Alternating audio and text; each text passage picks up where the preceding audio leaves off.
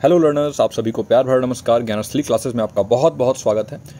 तो आप चाहे मेरे पुराने लर्नर हों या फिर नए लर्नर हों जो ज्ञानस्थली के साथ जुड़ना चाहते हैं, आप सभी के लिए एक बहुत इंपॉर्टेंट सेशन होने वाला है। एक ओरिएंटेशन सेशन है, एक इंट्रोडक्शन क्लास है आप लोगों के लिए, जो हमारा चैंपियन बैच स्टार्ट हो रहा है उसके लिए। तो बात करेंगे चैंपियन बैच के बारे में, क्या है ये चैंपियन बैच और कैसे आप इस बैच के जरिए अपने जेआरएफ के सपने को पूरा कर सकते हो। तो देखिए, इस बैच के जरिए हम अगस्त सितंबर 2024 वाले एग्जाम को टारगेट कर रहे हैं और साथ ही साथ दिसंबर 2024 वाले भी एग्जाम को टारगेट कर रहे हैं। तो कैसे हम दोनों एग्जाम्स को एक बैच में टारगेट करेंगे, इसके बारे में बात होगा। सिलेबस के बारे में हम समझेंगे कि कैसे पेपर 1 का सिलेबस हम कवर करने वाले हैं, क्या क्या है पेपर 1 के सिलेबस में। अगर आप पहली बार तैयारी कर रहे हैं तो आपके लिए इंपॉर्टेंट है। अगर आप ज्ञानस्थली के साथ जुड़ना चाहते हैं, बिल्कुल ही कम प्राइजेस में बेहतरीन कंटेंट लेना चाहते हैं, आप कहीं से भी कंपेयर कर लीजिएगा और एक बार हमारे इस कंटेंट को देखिएगा, फिर आपको पता चलेगा कि what is the difference. So without any further ado, let's get started. मेरे बारे में यहाँ पर एक छोटा सा डिस्क्रिप्शन। मेरा नाम प्रतीक तोमर है, मैं आपका पेपर 1 का एजुकेटर हूँ यूजीसी नेट जेआरएफ के लिए। मैंने जेआरएफ खुद क्वालिफाई किया हुआ है। दिसंबर 2022 वाला जो अटेम्प्ट था वो मेरा पहला अटेम्प्ट था और उसमें ही मैंने जेआरएफ मेरा आया AIR 96 के साथ। ऑल इंडिया रैंक 96 मेरा था इसमें। इसके साथ साथ मल्टीपल आपके टीचिंग एग्जाम्स मैंने क्वालिफाई किए हुए हैं, सीटेट, यूपीटेट, और आपके इसके साथ KVS सिल्वर मेडलिस्ट रहा हूँ मैं अपने बीएड में, यूनिवर्सिटी रैंक होल्डर रहा हूँ BBA में, और नेट का जो ये लेटेस्ट एग्जाम हुआ था दिसंबर वाला, इसमें भी 194 मार्क्स आया था। क्योंकि मैंने ये दिया था क्योंकि उसमें हमें थोड़ा पता लगाना होता है क्वेश्चंस कैसा आ रहा है अपने लर्नर्स के साथ डिस्कस करने के लिए। 3 साल का ऑनलाइन ऑफलाइन टीचिंग एक्सपीरियंस है, 3 साल से ज़्यादा ही है, लगभग 3.5 साल का, और 1 साल का जेआरएफ मेंटरिंग और गाइडेंस का यहाँ पर मुझे एक्सपीरियंस है। अब बात करते हैं अपने इस बैच के बारे में। तो देखिए, पेपर 1 का जो बैच है वो आपको 999 में मिलने वाला है, ठीक है, अगर आप दिसंबर एग्जाम को टारगेट कर रहे हैं। और पेपर 2 का बैच है वो आपको मिलने वाला है 3499 में, जो एजुकेशन अगर आपका पेपर 2 है। अगर आपका पेपर 2 जो है वो शिक्षा शास्त्र है, आपका सब्जेक्ट शिक्षा शास्त्र है, तो मैम आपको पढ़ाएंगी, अलका मैम, और 3499 उसका प्राइस होने वाला है। और इसमें आपको पेपर 1 बिल्कुल फ्री मिलेगा। और अगर आप अगस्त सितंबर एग्जाम को टारगेट कर रहे हैं और हमसे जुड़ना चाहते हैं इस 50 दिन का जो हमारा ये पूरा रोड मैप है इसके लिए, तो इन 50 दिनों के लिए आपको 999 ओनली पे करना होगा, जिसमें आपको पेपर 1 और अगर आपका पेपर 2 एजुकेशन है तो वो दोनों मिलेगा। इसके साथ साथ आपको मॉक टेस्ट मिलेगा, नोट्स मिलेगा, हमारा गाइडेंस मिलेगा, और ऐप का एक्सेस आपको मिलने वाला है। आप मल्टीपल मॉक टेस्ट दे सकते हैं, और एक बार आप मॉक टेस्ट देंगे हमारे ऐप पे तो आपको पता चलेगा कि हमारा जो क्वेश्चंस का लेवल होता है वो कितना अच्छा है। PYQs यहाँ पर डिस्कशन होगा और आपके डाउट का रेजोल्यूशन भी हम करेंगे। तो बहुत अच्छा यहाँ पर प्लान हम लोगों ने लेके आपके लिए लाया है, ताकि आपका ये दोनों एग्जाम जो है इसमें कवर हो जाए, ये दिसंबर वाला भी और अगस्त सितंबर वाला भी। अब स्टार्ट करते हैं अपने इंट्रोडक्शन को अपने पेपर 1 बैच के लिए, जो हमारा चैंपियन बैच है। चैंपियन बैच किस लिए नाम दिया है? क्योंकि आपको चैंपियन ही बनना है। इस बैच में अगर आप जुड़ रहे हो तो आपको बस एक ही टारगेट करना है चीज़, वो है जूनियर रिसर्च फेलोशिप JRF। और मैं इस बात की गारंटी देता हूं कि अगर आप अपना 100% देंगे तो आपका JRF यहाँ से कोई नहीं रोकने वाला है, और ये सबसे बेस्ट जगह होगा आपको अपने पेपर 1 और पेपर 2 एजुकेशन का प्रिपरेशन करने के लिए। तो स्टार्ट करते हैं। हमारा रोड मैप कुछ ऐसा है। देखिए, 40 दिन का ओवरऑल हमारा ये प्लान है, जिसमें हम 10 यूनिट्स को कवर करेंगे और हमें 4 दिन पर यूनिट देना है ना। और देखिए, जो फर्स्ट डे से 4th डे तक हम यूनिट 1 कवर करेंगे, 5th से 8th तक यूनिट 2, 9 to 12 में यूनिट 3, और ऐसे करते हुए 37 से 40 दिन तक यूनिट 10। अब ये यूनिट 1, 2, 3 जो बता रहा हूँ ना, इसमें ऑर्डर इधर उधर हो सकता है मैं पहले यूनिट 9 ले लूँ, हो सकता है मैं यूनिट 10 जो है पहले ले लूँ। तो ऑर्डर के बारे में आप मत सोचिएगा, लेकिन आपका जो सिलेबस है वो पूरा, हमारा रोड मैप यही है, हमारा प्लान यही है कि 40 दिन के भीतर आपका सिलेबस कंप्लीट कर दिया जाए, और बचे हुए जो 10 दिन के लमसम मिलेगा हमें, 1 हफ्ते अगर मान के चलें, तो जो ये 7 दिन के आसपास हमें मिलेगा, इन 7 दिनों में हम क्या करेंगे, हम प्रैक्टिस करेंगे।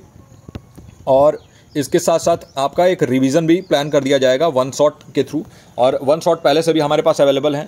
आपको जो है वो सारे एक्सेस हो जाएगा 1 शॉट का। आप एक बार में वो सारी चीज़ें जो है वो रिवाइज कर सकते हैं। रिवीजन क्लासेस का एक्सेस आपको दे दिया जाएगा, और साथ ही साथ मॉक टेस्ट का एक्सेस आपको दे दिया जाएगा। तो ये हमारा पूरा प्लान रहने वाला है 40 दिन का, जिसमें 10 यूनिट कवर करने वाले हैं। अब उन 10 यूनिट्स के बारे में एक बार बात करते हैं, और अपने पेपर 1 के बारे में बात करते हैं कि 10 यूनिट कौन कौन से हैं। तो देखिए, पहला यूनिट हमारे पास जो आता है ना, वो आता है टीचिंग एप्टीट्यूड, यानी शिक्षण योग्यता। और टीचिंग एप्टीट्यूड में हम समझने वाले हैं concept of teaching, objectives of teaching, levels of teaching, levels में भी memory level, understanding level, reflective level होता है ना, तो ये, और कैरेक्टरिस्टिक और बेसिक रिक्वायरमेंट्स। तो देखिए, अगर बात करूँ कॉन्सेप्ट ऑफ टीचिंग की, तो हमें ये देखेंगे कि भाई कैसे अगर हम टीचिंग करेंगे तो वो बेहतर होगा स्टूडेंट्स के लिए। इसके ऑब्जेक्टिव्स के बारे में डिस्कस करेंगे कि टीचिंग का क्या ऑब्जेक्टिव है ना, टीचिंग जो है उसका उद्देश्य क्या है। फिर देखेंगे हम शिक्षण का स्तर यानी स्मृति स्तर, समझ स्तर और चिंतनशील स्तर। फिर इसकी विशेषताएं देखेंगे जो शिक्षण योग्यता है, और बुनियादी आवश्यकताएं क्या क्या हैं टीचिंग के लिए, जो है आपको क्या चाहिए। टीचिंग सपोर्ट सिस्टम के बारे में हम बात करेंगे। टीचिंग सपोर्ट सिस्टम में जैसे हम बात करेंगे आईसीटी का कैसे यूज कर सकते हैं आप क्लासरूम में, इसके लिए एक आपका क्वेश्चन भी आया था अभी जो एग्जाम कैंसिल हुआ है उसमें। फिर कौन कौन से इंस्ट्रक्शन मटेरियल आप यूज कर सकते हैं, क्लासरूम मैनेजमेंट की क्या टेक्निक है, इसके बारे में बात करेंगे, है ना। तो क्लासरूम मैनेजमेंट की टेक्निक्स के बारे में हम बात करेंगे कि कैसे आप जो है वो अपने कक्षा को मैनेज करेंगे। और ब्लेंडेड लर्निंग जिससे एक क्वेश्चन आया था इसके बारे में बात करेंगे। ब्लेंडेड लर्निंग क्या होता है यही बता देता हूँ आपको, कि अगर आप मान के चलिए कि ऑफलाइन भी पढ़ा रहे हैं क्लास में और इसके साथ साथ ऑनलाइन भी आप कुछ मटेरियल दे रहे हैं, तो इसको हम कहते हैं blended type of learning. Okay, और इसके साथ इवैल्यूएशन सिस्टम पे बात करेंगे कि कैसे जो है आप असेसमेंट कर सकते हैं, कौन कौन से टाइप के असेसमेंट होते हैं। एफए होता है, फॉर्मेटिव असेसमेंट, समेटिव असेसमेंट होता है ना। तो जो समेटिव असेसमेंट होता है वो एंड ऑफ द ईयर में होता है, formative assessment during the class होता है ना। फिर ये देखेंगे कि assessment for learning, assessment of learning क्या होता है, फॉर लर्निंग क्या होता है, असेसमेंट एज लर्निंग क्या होता है, ये सारी चीज़ें हम देखेंगे, है ना। ये सारी जो भी चीज़ें मैं बता रहा हूँ आपको, ये सब एग्जाम ओरिएंटेड चीज़ें होने वाली हैं।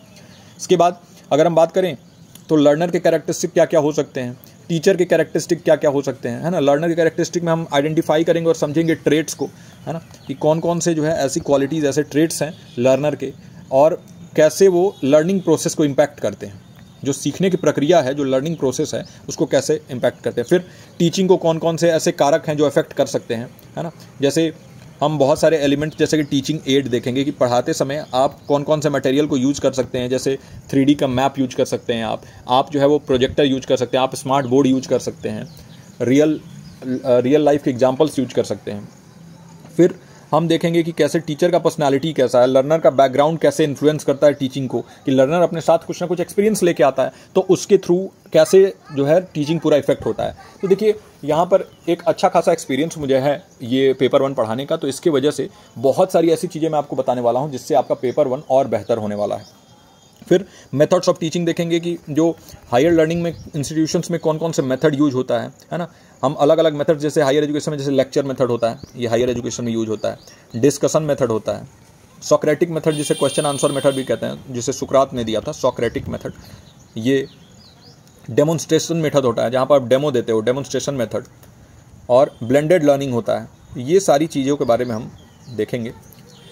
फिर टीचिंग सपोर्ट सिस्टम बात किया मैंने कि कैसे ICT, instruction material, classroom management techniques को देखेंगे। इवैल्यूएशन सिस्टम के बारे में बात हुआ कि कैसे असेसमेंट अलग अलग टाइप के होते हैं और इनका क्या सिस्टम होगा, कैसे इनको यूज़ करेंगे, क्या मेथड होगा इनको लर्निंग आउटकम को मेजर करने के लिए। ये सारी चीज़ें टीचिंग एप्टीट्यूड में आप देखोगे। मूल्यांकन प्रणाली, शिक्षण सहायता प्रणाली, उच्च शिक्षा के संस्थानों में शिक्षण के क्या तरीके हैं और शिक्षण को प्रभावित करने वाले कौन कौन से कारक हैं, ये सारी चीज़ें हम देखेंगे।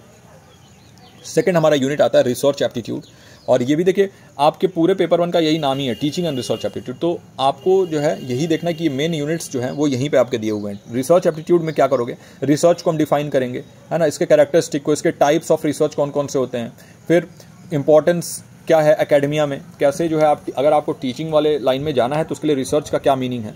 तो रिसर्च का मतलब क्या होता है, दोबारा सर्च करना, मतलब दोबारा, और सर्च मतलब खोजना। तो अगर आप किसी चीज़ को दोबारा सर्च कर रहे हैं मतलब उसको रिव्यू करके और उसमें कोई ना कोई मॉडिफिकेशन कर रहे हैं, इसको कहीं ना कहीं आप जो है और बेहतर बनाने की कोशिश कर रहे हैं, उसको हम कहते हैं रिसर्च। और ये प्रीवियस वर्क के ऊपर बेस्ड रिसर्च होता है ना। स्टेप्स ऑफ रिसर्च को हम आउटलाइन करेंगे कि कौन कौन से स्टेप होते हैं रिसर्च में, कैसे जो है आप सबसे पहले प्रॉब्लम को आइडेंटिफाई करते हैं, है ना, identifying the problem.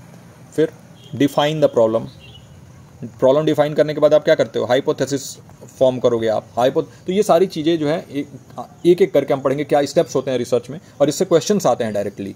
Method of research देखेंगे, जैसे कि आप जानते हो ना, क्वालिटेटिव मेथड होते हैं, गुणात्मक जिसे बोलते हैं। क्वांटिटेटिव मेथड होता है जिसे मात्रात्मक बोलते हैं, मात्रात्मक तरीके हैं। मिक्स्ड मेथड होता है। फिर रिसर्च एथिक्स को देखेंगे कि हम रिसर्च करते समय हम किन बातों का ध्यान देना होता है, प्लेजियरिज्म से कैसे बचें, है ना, साहित्यिक चोरी जिसे बोलते हैं, प्लेजियरिज्म, साहित्यिक चोरी। तो कैसे आप प्लेजियरिज्म से बच सकते हैं, कैसे आपको जो है अगर किसी का काम यूज़ कर रहे हैं तो उसको कैसे मेंशन करना होता है, कौन कौन से तरीके हैं उसके, वो सारी चीज़ें देखेंगे। कंसेंट लेना, डेटा प्राइवेसी के ऊपर ध्यान देना, ये सारी चीज़ें रिसर्च एथिक्स में आती हैं। फिर एकेडमिक राइटिंग को देखेंगे, पेपर, आर्टिकल कैसे लिखते हैं, वर्कशॉप क्या होता है, सेमिनार, कॉन्फ्रेंस, सिम्पोजियम, ये सारी चीज़ें क्या होती हैं इसके बारे में पढ़ेंगे। थीसिस राइटिंग कैसे होता है, इसका क्या कैरेक्टरिस्टिक है, क्या फॉर्मेट होता है थीसिस राइटिंग का, इसको हम देखेंगे, है ना। तो डाइजर्टेशन, थीसिस, ये सब कैसे लिखते हैं, ये सारी चीज़ें हम रिसर्च एप्टीट्यूड में देखने वाले हैं। आगे कॉम्प्रिहेंशन में पैसेज दिया होता है, आपको मालूम है रीडिंग कॉम्प्रिहेंशन आपके एग्जाम में आता है, तो पैसेज दिया होता है और पैसेज के ऊपर क्वेश्चंस फॉर्म करने होते हैं, क्वेश्चन फॉर्म किया होता है और उसको आपको जवाब देना होता है पैसेज के आधार पर। लेकिन इस बार का जो पैसेज आया है वो हमारे लिए एक आई ओपनर साबित हुआ है कि पैसेज कैसे हो सकते हैं, एक अच्छे लेवल का पैसेज। और इस बार देखिए कि 5 क्वेश्चन में से कई लोगों के 2 या 3 क्वेश्चन सही हो पाए हैं, पैसेज ऐसा आ गया था, है ना। पेपर 1 में तो ठीक था, पेपर 2 का जो एजुकेशन वाला पैसेज था उसके बारे में बात कर रहा हूँ। तो कोई ठीक नहीं है कि भाई कैसा पेपर आ जाए उसमें कैसा पैसेज आ जाए, तो इसलिए पैसेज की भी हम अच्छी प्रिपरेशन करेंगे। मैं आपको बताऊंगा कि कैसे आप पैसेज को अप्रोच कर सकते हैं, कहाँ से स्टार्ट करना होता है। सबसे पहले आपको क्वेश्चंस रीड करना है, फिर आप पैसेज तक पहुंचिए। तो वो सारे टेक्निक्स मैं आपको बताऊंगा कि कैसे आप 5 आउट ऑफ 5 अपने पेपर 1 के पैसेज में स्कोर कर सकते हैं। फिर आ जाते हैं हम कम्युनिकेशन यानी संचार वाला जो हमारा यूनिट है कम्युनिकेशन। कम्युनिकेशन में हम देखेंगे nature of communication, characteristic of communication, types of communication जो है वो कौन कौन से होते हैं उसको देखेंगे। हम ये समझेंगे कि कम्युनिकेशन क्या होता है, उसका प्रोसेस क्या होता है, वर्बल और नॉन वर्बल उसके टाइप होते हैं, तो क्या होता है वर्बल और नॉन वर्बल क्या होता है ना, इसको हम समझेंगे। इसके बाद हम इफेक्टिव क्लासरूम कम्युनिकेशन कैसे कर सकते हैं इसके बारे में हम जानेंगे, है ना। जैसे अलग अलग टेक्निक्स होते हैं इफेक्टिव कम्युनिकेशन के, एजुकेशनल सेटिंग में बैरियर्स को हटाना होता है कम्युनिकेशन में से, स्ट्रेटजीज़ को लगाना होता है ताकि आप ये सारी चीज़ों को ओवरकम कर पाएँ। फिर अलग अलग हम कम्युनिकेशन के मॉडल्स पढ़ेंगे जैसे, और हम कम्युनिकेशन का जो पूरा प्रोसेस होता है उसको पढ़ेंगे कि सेंडर कैसे मैसेज को एनकोड करता है, मैसेज एनकोड करने के बाद एक मीडियम को सेलेक्ट करता है, उस मीडियम के थ्रू उस मैसेज को सेंड करता है, उसके बाद रिसीवर रिसीव करके और इसको डिकोड करता है, डिकोड करने के बाद जो रिसीवर है वो फीडबैक देता है। अगर फीडबैक नहीं देगा तो वो हम कहते हैं उसको लीनियर कम्युनिकेशन, क्योंकि वो यहीं पर रुक जाता है रिसीवर तक। और अगर 2 वे कम्युनिकेशन हो रहा है या डायनेमिक कम्युनिकेशन जिसे कहते हैं, तो ये 2 तरफा होता है, जहाँ पर रिसीवर जो है अगर फीडबैक देगा, बताएगा कि क्या मैसेज मिला, तो रिसीवर सेंडर बन जाएगा और सेंडर रिसीवर बन जाएगा। तो देखा आपने कि कितने अच्छे से, कितने एक एक चीज़ को लेते हुए हम यहाँ पर चलते हैं। और ये तो अभी आपको मैं सिर्फ इंट्रो दे रहा हूँ, जब आप क्लास में आओगे तो आपको और ज़्यादा इंटरेस्ट आने वाला है और ज़्यादा मज़ा आने वाला है। तो पढ़ाई को एक इंटरेस्ट में हम अपने ढाल के चलते हैं, एक ऐसे तरीके से आपको जो है बताया जाएगा कि आपको जो है सारी कॉन्सेप्ट जो है बिल्कुल क्लियर हो जाएंगी और आप जब क्लासरूम में जाओगे तो आपका कॉन्सेप्ट बिल्कुल क्रिस्टल क्लियर होगा। फिर अगला हमारा जो यूनिट आएगा वो मैथमेटिकल रीजनिंग एंड एप्टीट्यूड वाला आता है, जहाँ पर हम नंबर सीरीज, इससे क्वेश्चन आया था इस बार लेटर सीरीज से, आपको याद होगा लेटर सीरीज से क्वेश्चन आया हुआ था, तो ये हमने पढ़ा था और अभी भी पढ़ेंगे। कोड्स, रिलेशनशिप में भी आपके अलग अलग रिलेशनशिप होते हैं। एक तो आपका जो फैमिली वाला रिलेशनशिप है तो उससे भी पढ़ेंगे कि एक क्वेश्चन आ जाता है कि इनके बुआ का लड़का वो ऐसे करके क्वेश्चन नहीं आता है कि she is the aunt of my brother, ऐसे करके जो क्वेश्चन आता है वो सब हम देखेंगे। कोड्स को देखेंगे, एक कोड से भी रिलेटेड क्वेश्चन एक आया हुआ था, तो बहुत इंपॉर्टेंट यूनिट ये भी है। इसमें हम पैटर्न्स को आइडेंटिफाई करते हैं नंबर सीरीज़ में, प्रॉब्लम्स को सॉल्व करते हैं और इसके साथ साथ कोडिंग, डिकोडिंग और बेसिक मैथमेटिकल कॉन्सेप्ट्स हम देखेंगे, जहाँ पर फ्रैक्शन हम देखेंगे, है ना, फ्रैक्शंस। टाइम एंड डिस्टेंस से क्वेश्चन आया हुआ था, जैसे speed is equal to distance upon time, ये एक सिंपल फॉर्मूला है। और इससे भी एक क्वेश्चन आ गया था ट्रेन वाला, जो 1000 मीटर का जो टनल क्रॉस करने वाला एक क्वेश्चन आया हुआ था आपके पेपर 1 में, तो ये हम देखेंगे। फिर रेशियो देखेंगे, प्रोपोर्शन देखेंगे, परसेंटेज देखेंगे, प्रॉफिट एंड लॉस देखेंगे, इंटरेस्ट देखेंगे, इंटरेस्ट में भी कंपाउंड इंटरेस्ट और सिंपल इंटरेस्ट दोनों देखेंगे। और इसके अलावा भी जो भी चीज़ें इंपॉर्टेंट होगी वो आपको मैं बताऊंगा। तो यानी कि संचार, उसकी प्रकृति, उसकी विशेषताएं, उसके प्रकार, बाधाएं और प्रभावी कक्षा संचार। इसके अलावा 2 तरफा संचार क्या होता है, एक तरफा संचार क्या होता है, और जो मैसेज को सेंड करते हैं सेंडर और रिसीवर जो मैसेज को रिसीव करते हैं वो कैसे उनका रोल एक्सचेंज हो जाता है, वो सारी चीज़ें देखेंगे। फिर गणितीय तर्क और योग्यता में संख्या श्रृंखला, पत्र श्रृंखला, फिर कोड और संबंध। गणितीय योग्यता में अंश, समय, दूरी, अनुपात, समानुपात, प्रतिशत, लाभ और हानि, ब्याज आदि, ये सारी चीज़ें हम देखने वाले हैं। फिर लॉजिकल रीजनिंग में, लॉजिकल रीजनिंग यानी कि यहाँ पर जो तर्कों की संरचना, जिसे तार्किक तर्क बोला जाता है ना, तो इसको हम देखेंगे क्या स्ट्रक्चर होता है आर्गूमेंट का, इसको हम समझेंगे। एनालाइज करेंगे हम अलग अलग कॉम्पोनेंट्स, एक आर्गूमेंट के कौन कौन से कॉम्पोनेंट्स होते हैं। प्रीमाइसेस आपको याद होगा ना, प्रीमाइसेस अगर नहीं आपने पढ़ा हुआ तो ये पढ़ाया जाएगा आपको। प्रीमाइसेस क्या होता है, कंक्लूजन क्या होता है ना, प्रीमाइस 1, प्रीमाइस 2, कंक्लूजन, है ना, ये सारी चीज़ें हम पढ़ेंगे। इंडियन लॉजिक जो भारतीय तर्क है उसको भी हम देखेंगे। इंडियन लॉजिक में भी अलग अलग चीज़ें जो होती हैं वो सारी चीज़ें हम पढ़ने वाले हैं, है ना। हेतुआभास वगैरह, ये सारी चीज़ें हम देखेंगे। फिर यहाँ पर इवेल्युएटिंग द रीजनिंग में हम क्या देखेंगे, हम अलग अलग जैसे डिडक्टिव रीजनिंग क्या होता है, इंडक्टिव रीजनिंग क्या होता है, इसको हम देखेंगे। इनके बीच में डिफरेंस क्या होता है और कैसे जो है आर्गुमेंट का स्ट्रेंथ जो होता है ना उससे बढ़ता है, ये देखेंगे। फिर एनालॉजीज़ और क्लासिफिकेशन देखेंगे, वर्ड एनालॉजी, अप्लाइड एनालॉजी, फिर वर्बल क्लासिफिकेशन, फिर logical diagram, Venn diagram. Venn diagram आपको मालूम होगा, नहीं मालूम है तो बता देता हूँ। जैसे मान लो आप एक सर्कल ये है और एक सर्कल ये है और यहाँ पर मैंने लिख दिया ए और यहाँ पर लिख दिया बी, तो ये वेन डायग्राम का ही एक एग्जाम्पल है। और इनमें जो कॉमन पार्ट है जो ए और बी दोनों में है वो ये वाला हो गया, है ना, ये कॉमन पार्ट हो गया। और ये क्योंकि ए में भी आ रहा है और बी में भी आ रहा है तो ये बिल्कुल कॉमन पार्ट हो गया। तो इस टाइप के भी क्वेश्चन हम देखेंगे, जो वेन डायग्राम कैसे उससे रिलेटेड अगर क्वेश्चन आ जाता है तो उसको आप सॉल्व कर सकते हैं, उसको हम देखेंगे। फिर अपने स्किल्स को चेक करेंगे कहाँ, एनालिटिकल रीजनिंग में।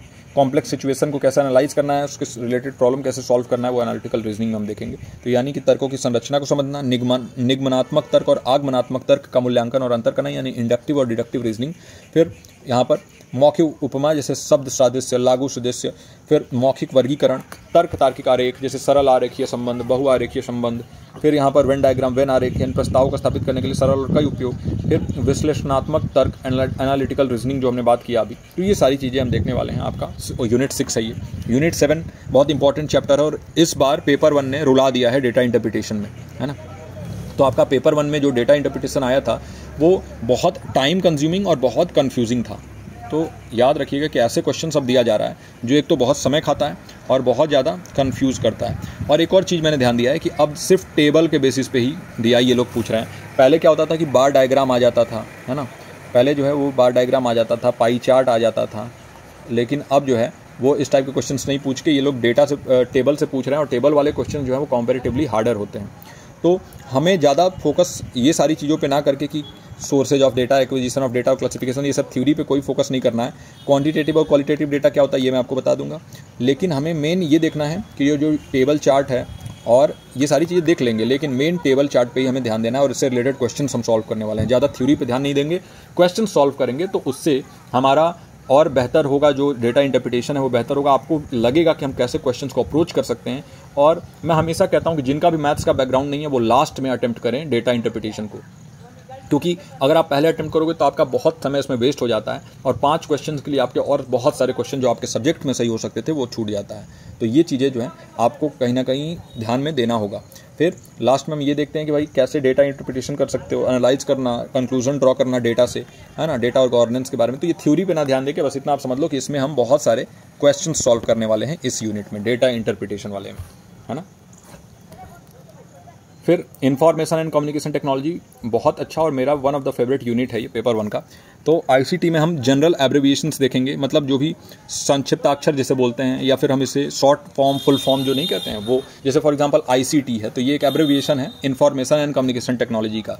जैसे एक है HTTP, hyper text transfer protocol, तो और एक होता है HTTPS यानी hyper text transfer protocol secured. तो ये क्या HTTPS यानी जो भी शॉर्ट फॉर्म होगा इसको हम कहते हैं एब्रिविएशंस। तो हम बहुत सारे एब्रिविएशंस देखेंगे, बहुत सारे टर्मिनोलॉजीज देखेंगे, कौन कौन से टर्मिनोलॉजी हैं। टॉप 50 में आपको एब्रिविएशन बता दूंगा। फिर इंटरनेट का बेसिक्स देखेंगे। अगर आपको ये वाला देखना है ना, इंटरनेट का बेसिक, इंटरनेट का ईमेल, ऑडियो और वीडियो कॉन्फ्रेंसिंग, तो इसके लिए वन शॉट वीडियो बहुत अच्छा मैंने बना रखा है, तो वो भी मैं आपको अवेलेबल करा दूंगा। क्योंकि जो मेरे वन शॉट्स जितने भी मैंने दिए हुए हैं ना वो इतने कारगर हैं और उससे एग्जाम में बहुत सारे क्वेश्चंस भी देखने को मिले हैं। फिर डिजिटल इनिशिएटिव्स कौन कौन से लिए गए हैं उच्च शिक्षा में, उसको हम देखेंगे, डिजिटल पहल कौन कौन से हैं, और कैसे इंफॉर्मेशन एंड कम्युनिकेशन टेक्नोलॉजी को गवर्नेंस में यूज किया जाता है, कैसे शासन में यूज होता है, इसको हम देखेंगे। तो सारे डिजिटल टूल्स, उनका क्या रोल है। फिर हमें बेसिक्स के बारे में हमने समझ ही लिया, और हम आईसीटी का गवर्नेंस और एडमिनिस्ट्रेशन में क्या रोल है इसको भी हम समझेंगे आईसीटी वाले चैप्टर में। और इसके साथ साथ बेसिक्स ऑफ कंप्यूटर का एक वीडियो मैंने ऑलरेडी डाल रखा है चैनल पे, तो मैं आपको शेयर कर दूंगा। आप बैच में जैसे ज्वाइन होंगे तो शेयर करूंगा, तो उस चीज़ को ध्यान में रखिएगा कि आप बैच में ज्वाइन होते हो तो आपको नोट्स भी बहुत सारे मिलते हैं मेरे तरफ से। अब सोच के चलिए कि एग्जामिनेशन के एक दिन पहले मैंने अपने लर्नर्स को 3 नोट्स दिया था, 3 क्वेश्चन ऐसे दिए थे, और वो डायरेक्टली पेपर 1 में पूछेगा। और मैं कहने के लिए नहीं कह रहा हूँ, स्वयं प्रभा, मूक, ये सारी चीज़ें जो है हम देखने वाले हैं, और ये सारी चीज़ें जो है ना वो डायरेक्टली आ गई थी उसमें एक दिन पहले, जस्ट एग्ज़ाम के एक रात पहले ही मैंने वो भेजा था। तो वो सारी चीज़ें हम देखने वाले हैं। फिर पीपल डेवलपमेंट एंड इन्वायरमेंट को की अगर हम बात करें तो देखिए इसमें हम क्या देखने वाले हैं, डेवलपमेंट एंड इन्वायरमेंट क्या होता है, understanding the relationship between development and environmental sustainability, ये हम देखेंगे कि क्या होता है विकास और क्या होता है पर्यावरण, कैसे एक दूसरे से पर्यावरण और विकास जो है वो समान तौर पे रह सकते हैं। फिर एक चीज़ देखेंगे कैसे बैलेंस क्रिएट कर सकते हैं हम डेवलपमेंट और इन्वायरमेंट के बीच में। फिर हम देखेंगे कि मानव का और पर्यावरण का आपस में कैसे इंटरेक्शन हो रहा है और उस इंटरेक्शन से कितने प्रॉब्लम्स क्रिएट हो रहे हैं और हम कैसे इस बैलेंस को क्रिएट कर सकते हैं कि डेवलपमेंट भी होता रहे और इन्वायरमेंट भी डिग्रेड ना हो, इसको हम देखेंगे। फिर हम देखेंगे जो भी इन्वायरमेंटल इश्यूज़ हैं, जैसे हम पॉल्यूशन के बारे में डिस्कस करेंगे, हम क्लाइमेट चेंज जो हो रहा है, जलवायु परिवर्तन हो रहा है, इसके बारे में, हमारा जो बायोडाइवर्सिटी जो लॉस हो रहा है, जो जैव विविधता में हमारी कमी आ रही है, उसको हम देखेंगे। फिर हम ये देखेंगे कि पॉल्यूशन का क्या इम्पैक्ट है, यानी कि जो भी पर्यावरण है, प्रदूषण है, उसका क्या प्रभाव है पर्यावरण पे, उसको हम देखेंगे। और कैसे जो है नेचुरल रिसोर्सेज और एनर्जी कंजर्वेशन इंपॉर्टेंट है हमारे लिए, उसको हम ध्यान देंगे। कैसे हम रिन्यूएबल एनर्जी का ज़्यादा यूज करें, ये सारी चीज़ें देखेंगे। इंटरनेशनल सोलर अलायंस क्या होता है, इसके बारे में जानेंगे। इसके अलावा बहुत सारा पीपल डेवलपमेंट इन्वायरमेंट में जो है करंट चीज़ें भी होती हैं, जैसे आर्द्र भूमि के बारे में हम जानेंगे कि इंडिया में जो है वो कितने ऐसे यहाँ पर आइडेंटिफाइड हैं आर्द्र भूमि, जो नई नई यहाँ पर पहलू, नई नई चीज़ें आ रही हैं, उनको हम समझेंगे। डिजास्टर मैनेजमेंट के बारे में हम समझेंगे। प्राकृतिक खतरे क्या हैं, आपदा प्रबंधन कैसे हम कर सकते हैं, इसके बारे में हम जानेंगे। और इसके अलावा इन्वायरमेंटल प्रोटेक्शन एक्ट यानी पर्यावरण संरक्षण अधिनियम जो है, इसके बारे में भी हम समझेंगे। और जैसे वाइल्ड लाइफ प्रोटेक्शन एक्ट होता है 1972, बहुत सारे ऐसे एक्ट्स हैं जो एक्ट्स हम देखेंगे। फिर प्रोटोकॉल्स देखेंगे, जैसे बहुत सारे ऐसे प्रोटोकॉल हुए ना, समिट हुए, और जैसे अर्थ समिट हुआ 1992 में, है ना, जिसे रियो समिट के भी नाम से जाना जाता है, इसको हम समझेंगे। तो इसके बहुत सारे अलग अलग समिट्स हुए और कौन कौन से समिट में कौन कौन से इंपॉर्टेंट डिसीजन लिए गए, इसको हम देखेंगे। फिर हम अपने जो हमारे इंडिया में जो लक्ष्य रखा गया था, सस्टेनेबल डेवलपमेंट गोल्स SDG और मिलेनियम डेवलपमेंट गोल MDG जो होता है, इनको देखेंगे कि कौन से ईयर से कौन से ईयर तक आया था, कितने गोल्स थे, कितने टारगेट्स थे, कितने इसमें जो है वो पॉइंटर्स थे, सारी चीज़ें हम ध्यान से देखेंगे। और इससे रिलेटेड क्वेश्चंस डायरेक्टली पूछा जा रहा है, पिछला भी कैंसल्ड एग्जाम में भी पूछा गया था, है ना। तो ये सारी चीज़ें हम डिस्कस करने वाले हैं, पीपल डेवलपमेंट एनवायरमेंट, इसके अलावा बहुत कुछ। फिर हायर एजुकेशन यानी उच्च शिक्षा में जो है गवर्नेंस, पॉलिटी और एडमिनिस्ट्रेशन का क्या रोल है, शासन, राजनीति और प्रशासन का क्या भूमिका है, उसको हम देखेंगे। हम देखेंगे जो स्ट्रक्चर है हायर एजुकेशन का, ऑर्गेनाइजेशन के स्ट्रक्चर को देखेंगे, हायर एजुकेशन का इंडिया में क्या स्ट्रक्चर है। फिर जो भी औपचारिक और दूरस्थ शिक्षा है, फॉर्मल एजुकेशन क्या होता है, डिस्टेंस एजुकेशन क्या होता है, इनफॉर्मल एजुकेशन क्या होता है, नॉन फॉर्मल एजुकेशन क्या होता है, इनके बीच में डिफरेंस क्या होता है। फिर प्रोफेशनल और टेक्निकल एजुकेशन, जनरल एजुकेशन क्या है। फिर मूल्य शिक्षा जो होता है, जो वैल्यू एजुकेशन होता है, वो शासन, राजनीति और प्रशासन, इसको हम समझेंगे, गवर्नेंस, पॉलिटी एंड एडमिनिस्ट्रेशन। फिर हम समझेंगे क्या कि भाई कैसे गवर्नेंस और एडमिनिस्ट्रेटिव सिस्टम जो है ना हायर एजुकेशन में, ये पॉलिसी फ्रेमवर्क में कैसे आपको योगदान देते हैं, कैसे रेगुलेटरी बॉडीज़ जो है वो बनती हैं, ये सारी चीज़ें हम डिस्कस करने वाले हैं। फिर mode of education, online mode, offline mode, ये सारी चीज़ें भी हम समझने वाले हैं। और इसके अलावा बहुत कुछ ऐसा चीज़ एग्जाम ओरिएंटेड हम समझने वाले हैं जो कि आपके एग्जामिनेशन में आपको ज़्यादा स्कोर करने में मदद करने वाला है। तो ये हमारा पूरा पेपर 1 का प्लान मैंने आपके साथ डिस्कस किया, और ये सारी चीज़ें जो हैं हम 6 महीने के अंदर करने वाले हैं। लेकिन अभी आप मान के चलो कि 40 दिन का हमारा ये एक स्पीड अप सेशन मान लो, इसको मैराथन मान लो। मैराथन क्या, इसको जो स्पीड अप सेशन ही मान लो कि 40 दिन के अंदर हम आपका सिलेबस जो है वो कंप्लीट करा के, और वापस से अगर आप अगस्त सितंबर वाले बैच को टारगेट कर रहे हैं तो आपके लिए तो बहुत फायदेमंद हो गया। और सभी को ध्यान में रखते हुए बैच बनाया गया। सभी लोग दिसंबर के बैच लॉन्च कर रहे हैं, लेकिन हमने उन लर्नर्स के बारे में सोचा जिनका ये एग्ज़ाम आने वाला है। और आपके लिए ये इसलिए बेहतर है क्योंकि आपके पास 2 अटेम्प्ट हो रहे हैं। एक तो ये एग्ज़ाम दे सकते हो, और बेहतर है कि आपका इसमें सिलेक्शन हो जाए अगस्त सितंबर वाले में। और अगर इसमें नहीं होता है, बाय द वे, जो कि भगवान ना करे कि ऐसा हो, तो दिसंबर वाला एग्ज़ाम बस 2 महीने रह जाएगा। और फिर यहाँ से अगर आप कुछ स्टार्ट करते हो तो आपके लिए बहुत प्रॉब्लम क्रिएट हो जाएगा। तो आप सिंपली जो 999 वाला बैच ज्वाइन किए हुए हो, और इसमें ही आप अपग्रेड कर सकते हैं आगे चल के। अगर इसमें कोई आपको प्रॉब्लम लगे तो अपग्रेड करके और उस बैच में आप बने रह सकते हैं हमारे साथ दिसंबर वाले एग्ज़ाम तक। तो ये भी सुविधा आपको दिया जाएगा। तो ये था मेरा पूरा प्लान कि कैसे पेपर 1 को हम कवर करने वाले हैं, कैसे जो है हमारा रोड मैप क्या है, और कैसे हम ये समझते हुए चलेंगे कि पूरा एग्ज़ाम ओरिएंटेड सेशंस हों और हमारे 40 दिन में मैक्सिमम कवरेज हो जाए। और इसके साथ साथ जो हमारे प्री रिकॉर्डेड लेक्चर्स हैं वो तो अवेलेबल हैं ही, और वो मैराथन सेशंस अवेलेबल हैं, और इनके अलावा अवेलेबल हैं 1 शॉट्स। अब यहाँ पर एक छोटा सा मीम मैंने लगाया है, okay, we have the plan, let's do this. अब हम इसे करके दिखाते हैं। हमारे पास प्लान है, फुल प्रूफ प्लान है। अब हमें इसको करके दिखाना होगा कि कैसे हम अपने प्लान को सक्सेसफुल बनाते हैं। और इसके लिए मुझे आप लोगों का साथ चाहिए, है ना। तो आपको कमिटमेंट देना होगा कि आप जो है उतने ही मेहनत से, उतने ही लगन से काम करेंगे जितने लगन से हम लोग काम कर रहे हैं। जुड़िए हमारे बैच के साथ। अगर आप अगस्त सितंबर वाले एग्ज़ाम को टारगेट कर रहे हैं तो 999 में आप जुड़ सकते हैं, है ना। और इसमें आपको दोनों पेपर्स का एक्सेस मिलेगा। और अगर आप दिसंबर एग्ज़ाम को टारगेट कर रहे हैं तो सिर्फ पेपर 1 अगर चाहिए तो 999। और अगर आप पेपर 2 एजुकेशन है तो आप जो है 3499 दे के और पेपर 1 ये फ्री में ले सकते हैं और हमारे साथ जुड़ सकते हैं, जिसमें आपको एक व्हाट्सएप के डिस्कशन ग्रुप में जोड़ा जाएगा जहां पर आपको पर्सनल नंबर्स दिए जाएंगे हमारे। इसके साथ साथ आपको ऐप का एक्सेस मिलेगा, मॉक टेस्ट आप दोगे और डायरेक्टली हमसे अपने जो भी प्रॉब्लम्स उनको डिस्कस कर सकते हैं। आपको मेंटरिंग भी मिलेगा, गाइडेंस भी मिलेगा कि कैसे आप जो है आगे अपने पढ़ाई को जारी रख सकते हैं। और सिर्फ यहीं तक नहीं बल्कि आप JRF क्लियर करने के बाद भी हम आपके साथ रहेंगे, ये हमारा कमिटमेंट है। तो इसी के साथ इस वीडियो को यहीं एंड करते हैं। आई होप कि ये वीडियो आपके लिए हेल्पफुल रहा हो और आई होप कि आप लोग सभी आ रहे हैं हमारे साथ, इस चैम्पियन बैच से जुड़ रहे हैं बस इसी मोटिव के साथ कि ज़्यादा से ज़्यादा लोग हमसे जुड़ें और उनका बेनिफिट हो सके। हमने प्राइजेज़ इतने अफोर्डेबल रखे हैं और मैम का बस यही रहता है कि जितने सारे बच्चे जो है वो जुड़ सकें और उनका जो है ज़्यादा से ज़्यादा बच्चों का बेनिफिट हो सके। तो हम मिनिमम जितने में हमारे ऐप का खर्च आता है, जितने में हमारे डेली एक्सपेंसेस जितने आते हैं ये सारे निकलते हैं, उतना ही आपसे चार्ज किया जाता है। हम बहुत ज़्यादा ओवर चार्ज नहीं करते हैं। आप कंपेयर कर सकते हैं दूसरे कोचिंग संस्थानों में देख कर भी। तो इसी के साथ इस वीडियो को यहीं एंड करते हैं और मैं मिलता हूँ आपसे अगले वीडियो में। टिल देन आप अपना और अपनों का ख्याल रखिए। नमस्कार।